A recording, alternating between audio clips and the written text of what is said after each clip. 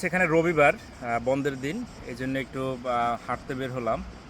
তো আসলে রাস্তার পাশ দিয়ে যখন হাঁটতেছিলাম এখানে দেখতে পেলাম যে ব্ল্যাকবেরি যে ফলটা, এই যে আমি একটা হাতে নিয়েছি। অনেক গাছ এইখানে।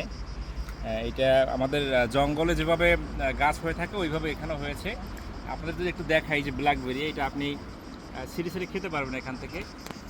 এই যে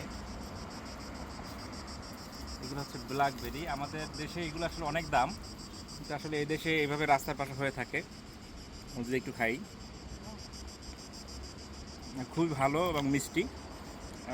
এই দেশে আসলে অনেক ফল গাছ আসলে এরকম পাশে পাশে থাকে, রাস্তার পাশে লাগানো থাকে, যে কোনো কেউ খেতে পারে, সমস্যা না। বিশেষ করে তিন ফলটা প্রচুর দেখা যায়।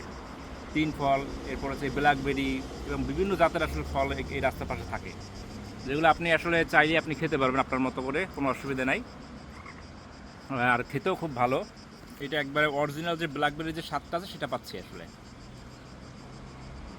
তো ধন্যবাদ সবাইকে, ভালো থাকবেন সবাই।